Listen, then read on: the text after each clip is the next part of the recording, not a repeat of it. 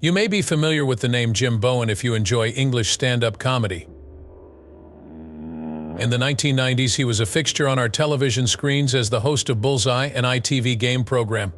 Performing and entertaining were Jim's life's work until his untimely death on March 14, 2018. He proved his versatility by participating in stand-up comedy shows, television, radio, and local dramatic organizations, demonstrating his ability to adapt his talents to other types of entertainment. But Jim's name has been in the news again as of late, and that is the topic we will be discussing today. Get comfortable, because the sum that Jim Bowen bequeathed in his will is just mind-blowing. We need to know who Jim was and how he reached the pinnacle of his entertainment business career before we can comprehend the staggering sum he left behind in his will. Jim Bowen had anything but a typical upbringing in his hometown of Heswall, which is in the metropolitan borough of Wirral in the ceremonial county of Cheshire, England. Raising a child without a stable source of income was a challenge for Jim's single mother when he was born. Jim was placed in an orphanage so that he could receive the attention he needed. A working-class couple took in little Jim from the orphanage and raised him as their own. Jim was 9 months old when good fortune smiled upon him.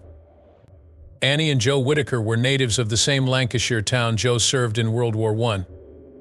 Joe was a bricklayer at Accrington's Norrie Brick Factory, and Annie was a weaver at Atlas Street Mill. Jim and his mother Annie were born and raised in Lancashire.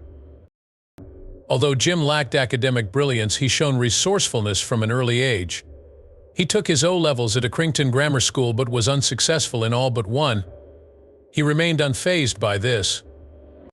Jim was always trying to make ends meet, even as a little lad at odd jobs like dusting in Burnley.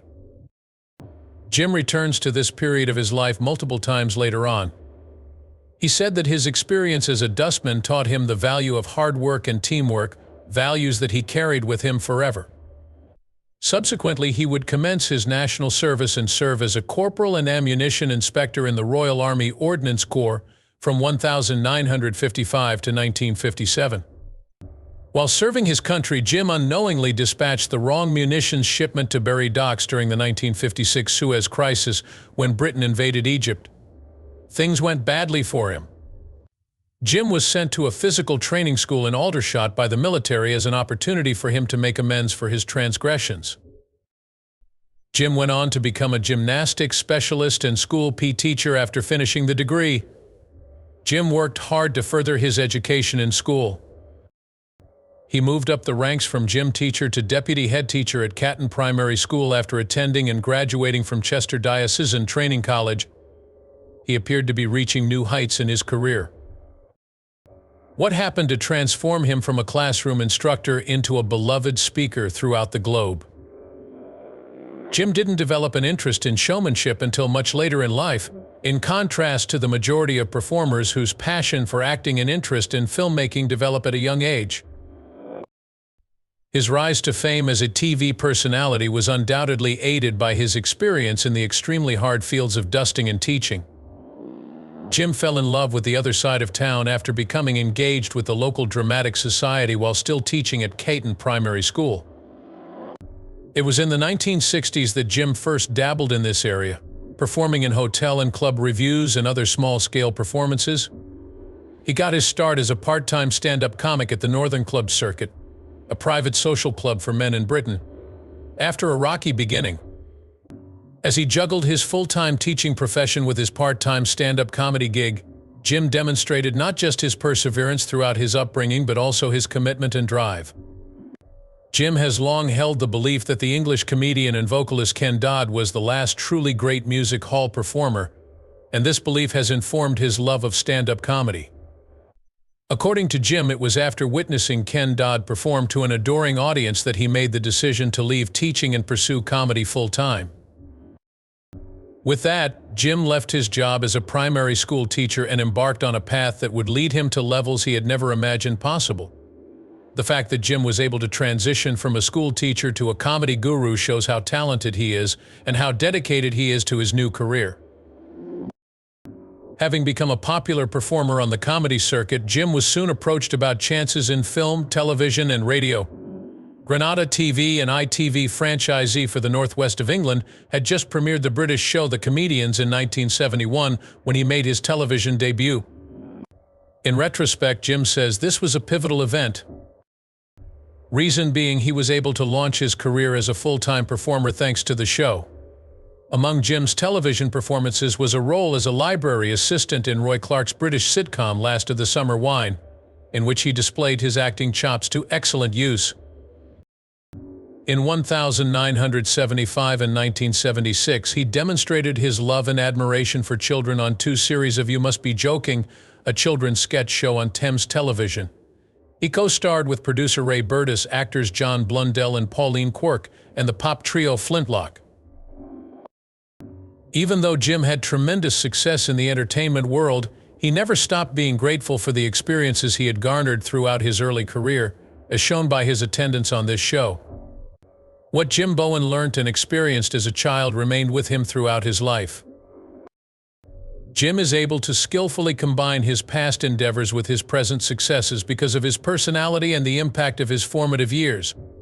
Even after he passes away, Jim keeps on astonishing his fans, who remain captivated to their TVs.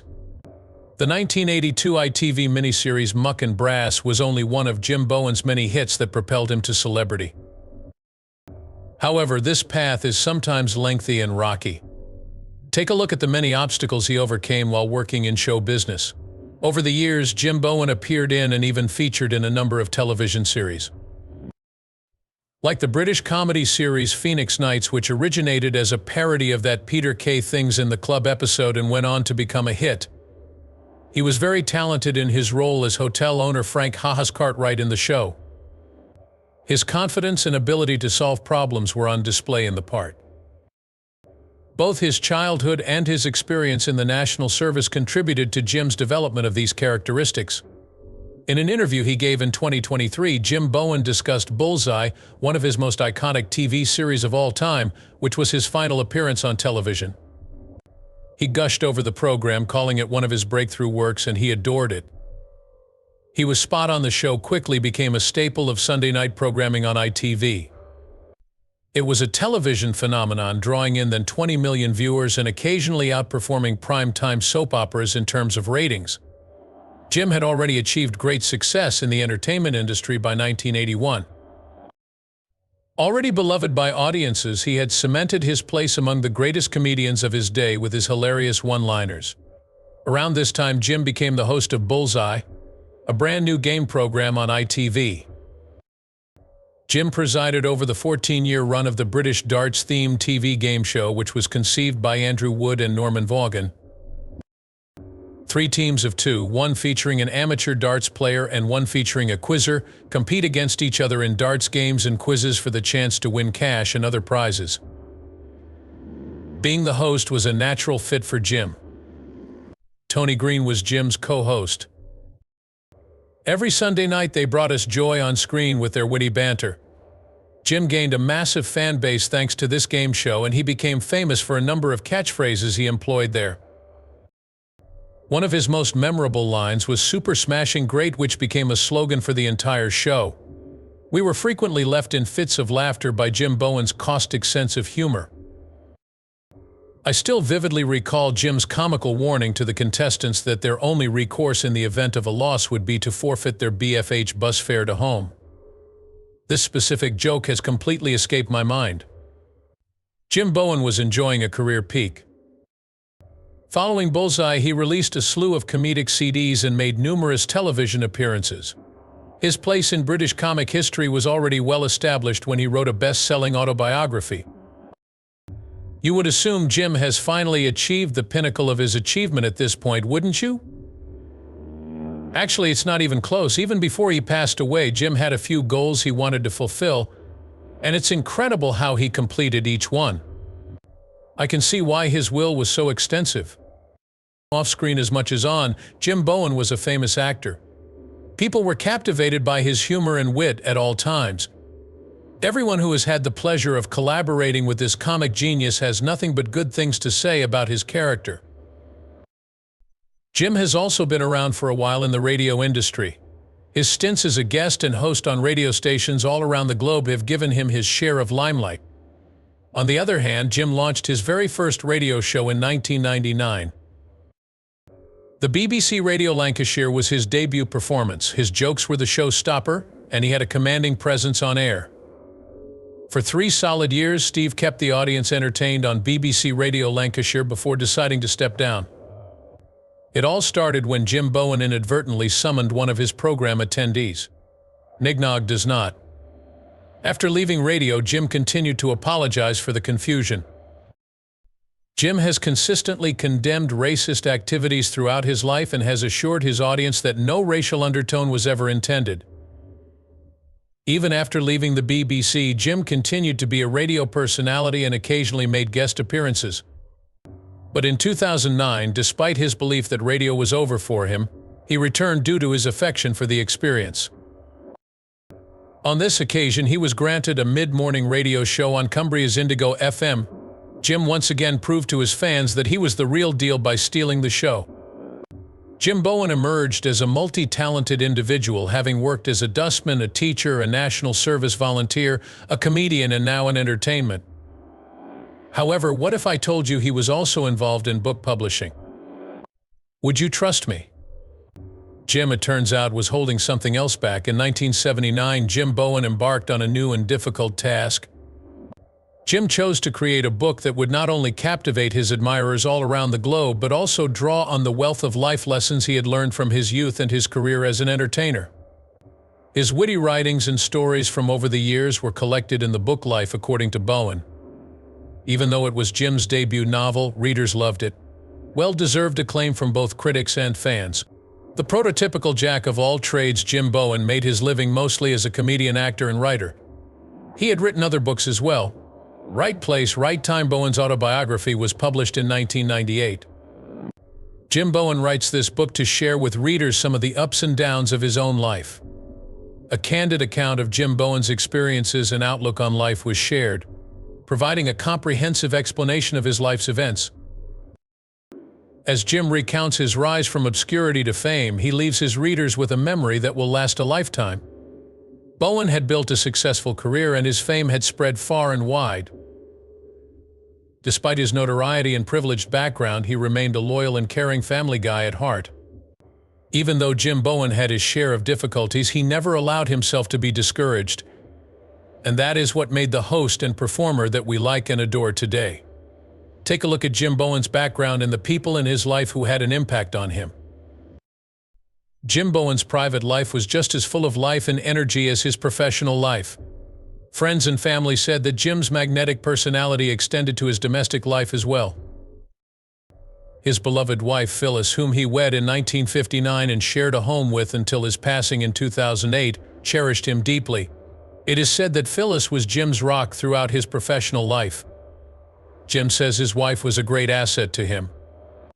She would take care of the kids while he was at work, take him to shows when he felt weak, and handle home business. Always by his side, Phyllis, or Phil as Jim liked to call her, saw him through his career's ups and downs. For Jim, Phyllis was definitely a strong lady. The happy couple made their home in the civil parish of Mellingwith in the English county of Lancaster. They had 2 wonderful children, Peter and Susan, and Jim was a doting dad to each of them. He made an effort to be there for them and ensure that they had all they needed. Jim managed to find time for his family no matter how hectic his work schedule got. According to many around him, he was a dedicated parent and husband who never wanted to miss a school game. People remember him for making occasional jokes about his family. This quality of Jim's demonstrates his devotion to his family. He believed that his experience as a husband and father provided him with a plethora of relatable material and an edge in his comedy work. The virtues of humility and devotion that Jim Bowen had cultivated since his youth remained with him as an adult. Not only did Jim's loved ones feel the impact of his generosity and kindness, but so did many others. Comedians and co-workers who knew him fondly recall him as a dedicated worker who genuinely worried about his friends. Both as a supervisor and a team player, he was generous and modest. Friends of Jim's would often drop over for a round of short stories and a good chuckle. This was a favorite pastime of his co-workers. Sports were just as much a part of Jim's life as his comedy. Since Blackburn Rovers was his hometown football club, he was a die-hard supporter. A master of the game, he was also a golfer. Jim once spoke about how much he enjoyed the camaraderie and competition that the game offered in an interview. It was like being at home while he was abroad. He also got the much-needed break from his stressful profession that he sorely needed while playing golf. Jim was blessed with a supportive family and a thriving job. He had a gift for making people laugh and was always willing to provide a hand. Jim, however, was quietly suffering beneath all of this. Jim put up a brave front about his health issues, but he really battled. Because of the several strokes he suffered, his latter years were a living nightmare, spent mostly in and out of hospitals. However, Jim refused to allow himself to be discouraged by this. On his broadcasts and in interviews, he frequently joked about it. Jim Bowen never stopped smiling and making others laugh, even though he was through a lot. He danced his way through the storm and exemplified resilience. Despite the advice of his family and doctors, Jim frequently insisted on appearing on set at this time, demonstrating persistence and an unfaltering spirit. Jim never stopped using his celebrity and wealth to aid others less fortunate, no matter how bad things became for him. Examining this period in his life is important. Popular performer Jim Bowen was never one to show off his wealth and celebrity. Instead, he used it all for the greater good. He has demonstrated his hospitality and kind nature at a number of charity events and fundraisers. The foundations that Bowen helped fund were among his most significant legacies.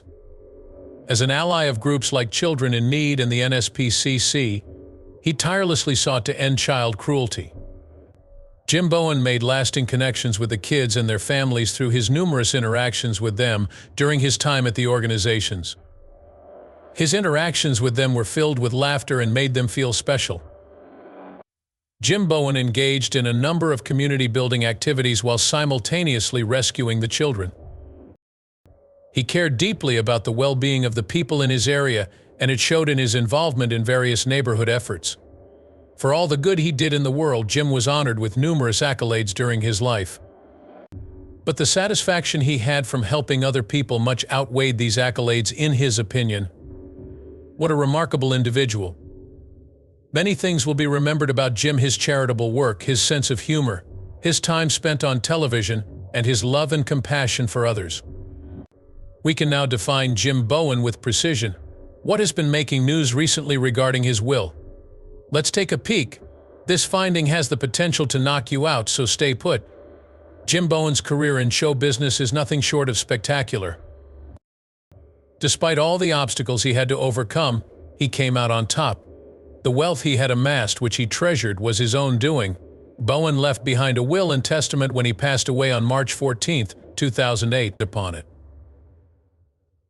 A balance of €362,000, or about $400,000 in today's dollars, was left by Jim Bowen. If you suddenly found yourself in possession of an enormous quantity of money, how would you react? I have no doubt that some of you could potentially lose it. This large sum was evidence of his achievements throughout his extensive and diverse career. Jim Bowen amassed his fortune as a result of his dedication and perseverance in the business world and beyond. His position as host of the game show on ITV, which ran from 1981 until 1995, was a significant contributor to his riches. It was not, however, his sole means of subsistence. His novels, guest spots, and stand-up comedy also brought in a tidy sum. His financial situation improved as he made cameo appearances in several films and television series. Since Bullseye was so successful, Bowen maintained a comfortable income from royalties long after the show had ceased broadcasting, enhancing the quality of his earthly existence.